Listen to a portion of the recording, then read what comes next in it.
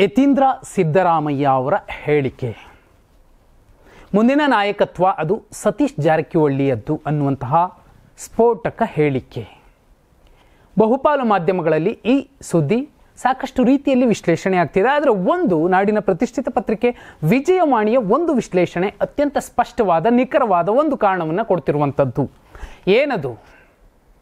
ಇತ್ತೀಚೆಗೆ ಮುನಿರತ್ನ ಅವರನ್ನು ಕೆಂಪಟೋಪಿ MLA ಬಾಯಿಲ್ಲಿ ಅಂತ ಕರೆದಾಗ ಅವರು ಸ್ಫೋಟಕವಾದ ಒಂದು ಹೇಳಿಕೆಯನ್ನು ಕೊಟ್ಟಿದ್ದರು. ರಾಜರಾಜೇಶ್ವರಿ ವಿಧಾನಸಭಾ ಕ್ಷೇತ್ರದ BJP ಶಾಸಕ ಮುನಿರತ್ನ ಸಿದ್ದರಾಮಯ್ಯ ಅವರ ವಿರುದ್ಧ ಸಾಕಷ್ಟು ವಾಮಾಚಾರ, ಮಾಟ ಮಂತ್ರ ಎಲ್ಲ ಮಾಡಿಸ್ತಿದ್ದಾರೆ. ಏನಂದರೆ ಅವರಾಗ ಅವರು ಪಟ್ಟ ಬಿಟ್ಕೊಡ್ಬೇಕು, ಇಲ್ಲಪ್ಪ ನನಗೆ ನೆನಪಾಗ್ತಿಲ್ಲ, ಮರ್ತೋಗ್ತಿದ್ದೀನೆಲ್ಲ ಅನ್ನುವಂತಹ ಒಂದು ನಿಟ್ಟಿನಲ್ಲಿ ಸಾಕಷ್ಟು ಹಂದಿ ಕೋಣಗಳನ್ನೆಲ್ಲ ಕಡಿದು ವಾಮಾಚಾರ ಮಾಡಿಸಿದ್ದಾರೆ. ಅದು DK ಶಿವಕುಮಾರ್ ಅವರು ಅನ್ನುವಂತಹ ಗಂಭೀರ ಆರೋಪ ಮಾಡಿದರು. ಅದಾದ ಮೇಲೆ ತುಂಬ ಸೂಕ್ಷ್ಮವಾಗಿ ನೀವು ಗಮನಿಸಿದ್ರೆ ಖಡ್ಗಮಾಲಾ ಸ್ತೋತ್ರವನ್ನು ಹಸನಾಂಬೆಯ ಸನ್ನಿಧಿಯಲ್ಲಿ 1/4 ಗಂಟೆ ಪಠಿಸಿದ್ದು, ನಾರಾಯಣಿ ಮಂತ್ರವನ್ನು ಪಠಿಸಿದ್ದು, ಈಗ ಚಾಮುಂಡೇಶ್ವರಿ ಸನ್ನಿಧಿಯಲ್ಲಿ 100 ತೆಂಗಿನಕಾಯಿಗಳನ್ನು ಹೊಡೆದು ಒಂದು ಹರಕೆ ತೀರಿಸಿದ್ದು, ಮಂತ್ರಾಲಯದಲ್ಲಿ ತುಲಾಭಾರವನ್ನು ಮಾಡಿಸ್ತಿರುವಂಥದ್ದು ಯಾಕಿರಬಹುದು?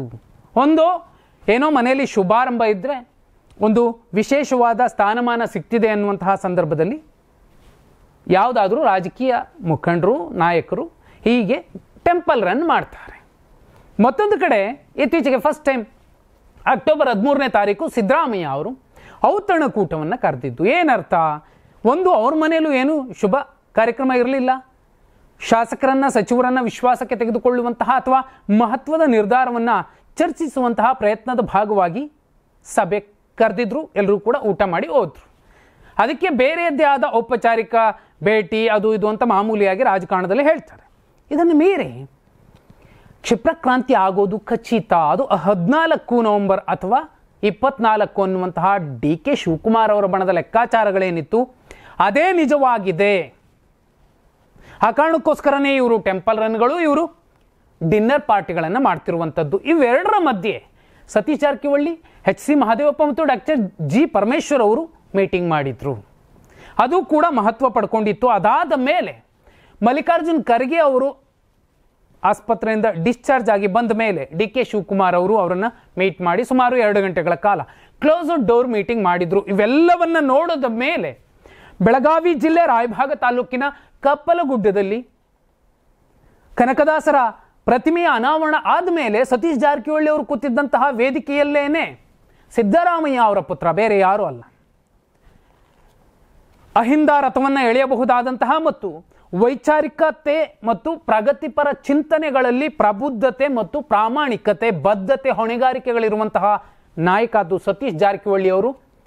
ಒಂದು ಅಂದರೆ ಸಿದ್ದರಾಮಯ್ಯ ಅವರು ನನ್ನ ತಂದೆಯವರು ಅಂತ ಹೇಳ್ತಾರೆ. ಅವರು ಕೊನೆ ಹಂತದಲ್ಲಿರುವ ಸಂದರ್ಭದಲ್ಲಿ ರಾಜಕಾರಣದಲ್ಲಿ ಆ ಜಾಗಕ್ಕೆ ಮತ್ತೊಬ್ಬರು ಉತ್ತರಾಧಿಕಾರಿ ಯಾರು ಅಂದರೆ ಅದು ಸತೀಶ್ ಜಾರಕಿಹೊಳಿ ಅನ್ನೋ ಮಾತನ್ನು ಏನು ಹೇಳಿದ್ರು. ಇದಕ್ಕೆ ಮೂಲ ಕಾರಣ ಏನು ಅಂದರೆ ಇತ್ತೀಚೆಗೆ DK ಶಿವಕುಮಾರ್ ಅವರು 3 ದಂಡ ನಾಯಕರಿಗೆ 3 ಹೊಣೆಗಾರಿಕೆಗಳನ್ನು ವಹಿಸಿರುವಂಥದ್ದು ಮೇಲ್ನೋಟಕ್ಕೆ ಚರ್ಚೆ ಆಗ್ತಿರುವಂಥದ್ದು. ಅದು ಕಾಂಗ್ರೆಸ್ ವಲಯದಲ್ಲಿ DK ಶಿವಕುಮಾರ್ ಅವರ ಬಣದಲ್ಲಿ. ಇತ್ತೀಚೆಗೆ ಇದಕ್ಕೆ ರಾಜ್ಯ ಕಾಂಗ್ರೆಸ್ ಉಸ್ತುವಾರಿ ರಣದೀಪ್ ಸಿಂಗ್ ಸುರ್ಜೇವಾಲಾ ಅವರು ಬಂದಾಗ ನಂಬರ್ ಕೌಂಟ್ ಮಾಡಿ ಹೋಗಿದ್ರು, ಶಾಸಕರ ಜೊತೆಯಲ್ಲಿ 1 to 1 ಮಾತಾಡಿ ಹೋಗಿದ್ರು. ಆಗ ಅವರಿಗೆ ಶಾಕ್ ಅನಿಸಿದ್ದು, ಸುಮಾರು 66 ಶಾಸಕರು ಈ ಕ್ಷಣಕ್ಕೂ ಸಿದ್ದರಾಮಯ್ಯ ಅವರೇ ನಮ್ಮ ನಾಯಕ, ಬದಲಾಗಬಾರ್ದು ಅಂದಿದ್ದು. ಸುಮಾರು 14 ಶಾಸಕರು DK ಶಿವಕುಮಾರ್ ಅವರು ನಾಯಕತ್ವ ಬದಲಾವಣೆ ಮಾಡಿದ್ರೆ ಅವರು CM ಆಗಬೇಕು ಅಂತ ಬಯಸಿದ್ದು. 14 ಎಲ್ಲಿ, 66 ಎಲ್ಲಿ, ಇನ್ನುಳಿದವರು ನ್ಯೂಟ್ರಲ್ ಆಗಿದ್ರು. ಹೈಕಮಾಂಡ್ ಏನು ಹೇಳುತ್ತೋ ಅದನ್ನು ಒಪ್ಕೋತೀವಿ ಅಂತ ಹೇಳಿದ್ದು. ಆದರೆ ಈಗ ಈ ಚರ್ಚೆಗಳ ಮಧ್ಯೆ ಯತ್ನಾಳರು ಒಂದು ಮಾತನ್ನು ಹೇಳಿದರು.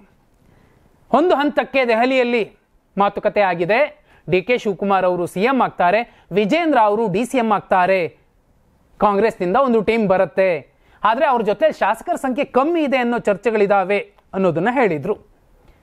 ಅದಕ್ಕೆ ಪೂರಕವಾಗಿ ರಣದೀಪ್ ಸಿಂಗ್ ಸುರ್ಜೇವಾಲಾ ಅವರೇ ಕೌಂಟ್ ಮಾಡಿದ ಪ್ರಕಾರ 14 ಜನ ಇದ್ರು. ಆ ನಂಬರನ್ನು 30ಕ್ಕೆ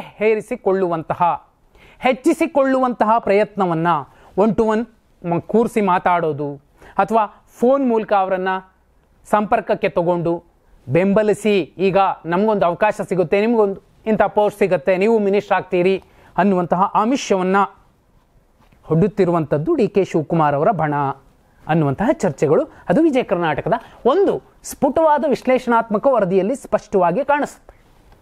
ಯಾರು ಆ 3 ದಂಡನಾಯಕರು? ಇದೇ ಸಿದ್ದರಾಮಯ್ಯ ಅವರ ಜೊತೆಯಲ್ಲಿ JDS ಬಿಟ್ಟು ಬಂದಂತಹ ಮಾಗಡಿ ಬಾಲಕೃಷ್ಣ ಅವರು ಈಗ ಕಟ್ಟರ್ ಡಿ ಕೆ ಶಿವಕುಮಾರ್ ಅವರ ಬಣದ ಅನುಯಾಯಿ ಆಗಿದ್ದಾರೆ, ಅವರ ಬೆಂಬಲಿಗರಾಗಿದ್ದಾರೆ. ಅವರಿಗೆ JDS ಇಂದ ಬಂದಂತಹ ನಾಯಕರನ್ನು ಸೆಳೆಯುವ, ಸಿದ್ದರಾಮಯ್ಯ ಅವರ ಬಣದ ಅತ್ಯಾಪ್ತರಲ್ಲಿ ಕೆಲವರನ್ನಾದರೂ ಸೆಳೆಯುವ ಒಂದು ಹೊಣೆಗಾರಿಕೆಯನ್ನು ಕೊಟ್ಟಿರುವಂಥದ್ದು. ಆದರೆ ಮಾಗಡಿ ಬಾಲಕೃಷ್ಣ ಅವರ ಇತ್ತೀಚಿನ ಮಾತುಗಳು, ರೀತಿ ನೀತಿಗಳು, ರಿವಾಜುಗಳನ್ನು ನೋಡಿದ್ರೆ ಜನತಾ ನಾಯಕರು ಯಾರೂ ಕೂಡ ಮಾಗಡಿ ಬಾಲಕೃಷ್ಣ ಅವ್ರ ಜೊತೆಲಿ ಹೋಗಿ ಗುರುತಿಸ್ಕೊಳ್ಳುವ ಸಾಧ್ಯತೆಗಳಿಲ್ವೇ ಇಲ್ಲ.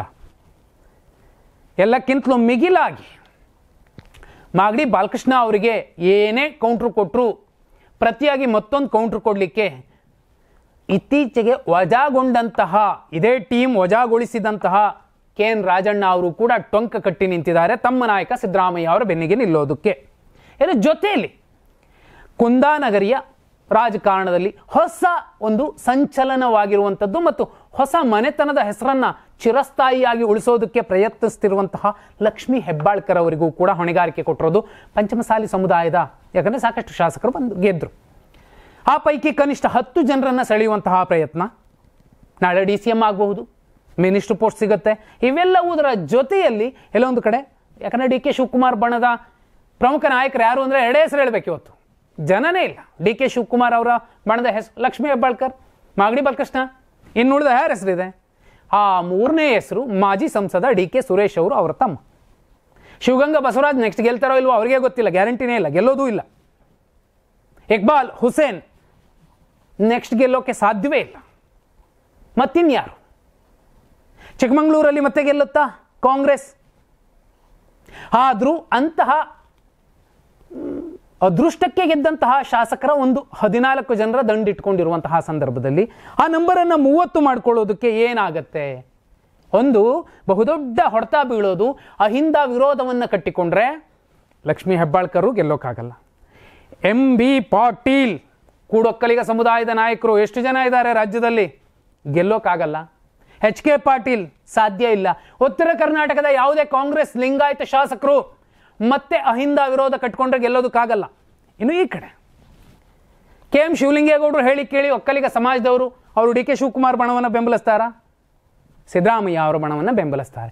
ಹೀಗೆ ನಾಯಕತ್ವದ ಲೆಕ್ಕಾಚಾರಕ್ಕೆ ಬಂದಾಗ ಮಾಸ್ ಲೀಡರ್ ಒಬ್ಬರ ಜೊತೆಯಲ್ಲಿ ಬಹುಪಾಲು ಜನ ನಿಲ್ತಾರೆ ವಿನಃ ನನ್ನ ಹತ್ರ 1000 ಕೋಟಿ ಇದೆ ಅಂತ ಅದನ್ನು ಮುಂದೆ ಜೋಡಿಸಿಟ್ರೂ ಕೂಡ ಪಕ್ಷ ತೊರೆದು ಬಂದವರು ಏನಾಗ್ತಾರೆ? 2019ರಲ್ಲಿ ಕಾಂಗ್ರೆಸ್ JDS ಮೈತ್ರಿ ಸರ್ಕಾರವನ್ನು ಕೆಡವಿ ಹೋದವರು ಉಪಚುನಾವಣೆಯ ಸಂದರ್ಭದಲ್ಲಿ ಎಷ್ಟು ಜನ ಗೆದ್ರು, ಎಷ್ಟು ಜನ ಸೋತರು? ಆ ಲೆಕ್ಕಾಚಾರ ಅರ್ಥಕೊಂಡ್ರೆ ಯಾರೂ ಕೂಡ ಒಂದು ಪಕ್ಷವನ್ನು ಬಿಡೋದಿಲ್ಲ. ಬಿಟ್ಟರೂ ಕೂಡ ಎಂತಹ ನಾಯಕರ ಜೊತೆಯಲ್ಲಿ ಹೋಗಬೇಕು ಅನ್ನೋದು ಕೂಡ ಅವರ ರಾಜಕೀಯ ಭವಿಷ್ಯದ ಮೇಲೆ ಬಹುದೊಡ್ಡ ಬೆಳಕು ಚೆಲ್ಲುವ ರೀತಿಯಲ್ಲಿ ಇರುತ್ತೆ. ಡಿ ಕೆ ಶಿವಕುಮಾರ್ ಅವರು ನಂಬರ್ ಹೆಚ್ಚಿಸಿಕೊಳ್ಳುವ ಪ್ರಯತ್ನ ಶುರು ಮಾಡದ ಮೇಲೇನೆ, 30 ಗೇಮ್ ಶುರುವಾದ ಮೇಲೇನೆ ಆ ವಿಚಾರ ಗುಪ್ತಚರ ಇಲಾಖೆಯ ಮೂಲಕ ಗೊತ್ತಾಗತ್ತೆ. ಆಗ ಒಂದು ಕೌಂಟರ್ ಕೊಡಬೇಕಾಗಿತ್ತು. ಆ ಕೌಂಟರನ್ನು ಯಾರೋ ಕೊಟ್ಟಿಲ್ಲ, ಸಾಕ್ಷಾತ್ ಸಿದ್ದರಾಮಯ್ಯ ಅವರ ಪುತ್ರ ಯತೀಂದ್ರ ಸಿದ್ದರಾಮಯ್ಯ ಅವರು ಕೊಟ್ಟಿರುವಂಥದ್ದು. ಸುಲಭ ಅಲ್ಲ. ಡಿ ಕೆ ಶಿವಕುಮಾರ್ ಅವರು ಸಿದ್ದರಾಮಯ್ಯ ಅವರನ್ನು ಎದುರಾಕೊಂಡು ನಾನು CM ಆಗ್ತೀನಿ ಅಂದರೆ ರಾಜ್ಯದಲ್ಲಿ ಆಗೋದಿಲ್ಲ. ಒಂದು ವೇಳೆ ಅದು ಸಾಧ್ಯವಾಗಿದ್ದಿದ್ರೆ ಉಚ್ಚಾಟನೆ ಆದ ಕೂಡಲೇ 2005ರಲ್ಲಿ ಸಿದ್ದರಾಮಯ್ಯ ಅವರು ಮೇಲೇಳದಂತೆ ದೇವೇಗೌಡರೇ ಬಡಿದು ಬಿಸಾಕಬಹುದಿತ್ತು. ಆ ಕೆಲಸ ಆಗಲಿಲ್ಲ JDS ವರಿಷ್ಠ ದೇವೇಗೌಡರಿಗೆ. ಆ ನಂತರದಲ್ಲಿ ಯಡಿಯೂರಪ್ಪ ಅವರು ಟ್ರೈ ಮಾಡಬಹುದಿತ್ತು. ಅವರೆಲ್ಲ ದೊಡ್ಡ ನಾಯಕರು. ಆದರೆ ಡಿ ಕೆ ಶಿವಕುಮಾರ್ ಅವರು ಅವರನ್ನು ಮೀರಿಸುವಂತಹ ಚಾಣಾಕ್ಷತನ, ರಣತಂತ್ರ ಹೆಣೆಯುವಂತಹ ರೀತಿ ನೀತಿ ರಿವಾಜುಗಳು ಎಲ್ಲವೂ ಸಾಧ್ಯನಾ? ಅಹಿಂದ ವರ್ಗದ ವಿರೋಧ ಕಟ್ಟಿಕೊಂಡ್ರೆ ನೋ ಡೌಟ್ 2023ರಿಂದ ಯುಗ ಪರಿವರ್ತನೆ ಆಗಿದೆ. ಅದಕ್ಕೂ ಮುಂಚೆ ಇಲ್ಲ ನಮಗೆ ಕೊಟ್ಟಷ್ಟು ಟಿಕೆಟ್ ನಾವು ಗೆಲ್ತೀವಿ ಅನ್ನುವಂತಹ ಜನರ ದರ್ಪ, ದೌಲತ್ತು, ಮೀಸೆ ತಿರುವುವ ಉದ್ದಟತನ ಎಲ್ಲವೂ ಕೂಡ ಮುಗಿದೋಯ್ತು. ಇವತ್ತು ದಲಿತ ಸಮಾಜ ಯಾರ ಕಡೆ ತಿರುಗಿ ನೋಡಿದ್ರೆ ಅವ್ರಿಗಷ್ಟೇ ಗೆಲುವು, ಇಲ್ಲ ಅಂದರೆ ಇಲ್ಲ. ಹಿಂದುಳಿದ ಸಮಾಜ ಯಾರಿಗೆ ಚಪ್ಪಾಳೆ ತಟ್ಟಿದ್ರೆ ಅವ್ರಿಗಷ್ಟೇ ಗೆಲ್ತಾರೆ, ಇಲ್ಲ ಅಂದರೆ ಇಲ್ಲ. ನಮ್ಮದೇ ಸಮಾಜ ಇಟ್ಕೊಂಡು ನಾವು ಅದು 113 ಗೆಲ್ತೀವಿ, ಜೀವಮಾನದಲ್ಲಿ ಆಗೋದಿಲ್ಲ ಈ ರಾಜ್ಯದಲ್ಲಿ. ಈ ರಾಜ್ಯದಲ್ಲಿ ಅಷ್ಟೇ ಅಲ್ಲ, ಈ ದೇಶದಲ್ಲಿ ಆಗೋದಿಲ್ಲ ಒಂದು ಸಮಾಜವನ್ನು ನೆಚ್ಚಿಕೊಂಡು ನಾನು ಚುನಾವಣೆ ಗೆದ್ದು ತೋರಿಸ್ತೀನಿ ಅಂತ. ಅಹಿಂದ ಬೆಂಬಲ ಅತ್ಯಮೂಲ್ಯ, ಬೇಕೇ ಬೇಕು. ಆ ಬೆಂಬಲ ಸತೀಶ್ ಜಾರಕಿಹೊಳಿ ಅವರಿಗಿದೆ. ಹಾಗೆ ನೋಡಿದ್ರೆ ಡಿ ಕೆ ಶಿವಕುಮಾರ್ ಅವರು ಇನ್ನೂ ಪ್ರಯತ್ನಿಸ್ತಿದ್ದಾರೆ, ತಾನೊಬ್ಬ ಒಕ್ಕಲಿಗ ನಾಯಕ ಅಲ್ಲ, ನಾನೊಬ್ಬ ಅಹಿಂದ ನಾಯಕ ಅಂತ. ಅದು ಸುಲಭ ಅಂತೂ ಅಲ್ವೇ ಅಲ್ಲ. ಇದೆಲ್ಲ ಅಂಶಗಳನ್ನು ನೋಡಿದ ಮೇಲೇನೆ ಈಗ ಚರ್ಚೆ ಆಗ್ತಿರುವಂಥದ್ದು. ನವೆಂಬರ್ ಕ್ರಾಂತಿ ಆಗತ್ತೆ, ಆದರೆ ಹೈಕಮಾಂಡ್ ಹೇಳಿದ ರೀತಿಯಲ್ಲೇ ನಡೆಯುತ್ತೆ ಅನ್ನುವಂಥದ್ದು, ಅಥವಾ ಹುಟ್ಟ ಕಾಂಗ್ರೆಸ್ಸಿಗ ಆ ಪಕ್ಷವನ್ನು ಉಳಿಸ್ತಾನೋ ಇಲ್ವೋ ಅನ್ನುವಂಥದ್ದು, ತನ್ನ ಶಾಸಕರ ಜೊತೆಯಲ್ಲಿ ಅಲ್ಲೇ ಇರ್ತಾರೆ ಅನ್ನುವಂಥದ್ದು, ಅಥವಾ 28ರ ನಂತರದಲ್ಲಿ ಅವರಿಗೆ ಅತ್ಯುನ್ನತ ಸ್ಥಾನ ಸಿಗುತ್ತೆ ಸಿಗಲ್ವಾ ಅನ್ನುವಂಥದ್ದು ಎಲ್ಲವೂ ಕೂಡ ನಿರ್ಧಾರ ಆಗತ್ತೆ. ಅಹಿಂದ ಇಲ್ಲದೆ ರಾಜ್ಯದಲ್ಲಿ 113 ಸ್ಥಾನಗಳನ್ನು ಗೆಲ್ಲಬಹುದಾದಂತಹ ಒಬ್ಬ ನಾಯಕ, ಒಂದು ಪಕ್ಷ ಯಾವುದಾದ್ರೂ ಇದೆಯಾ? ಕಮೆಂಟ್ ಮಾಡಿ.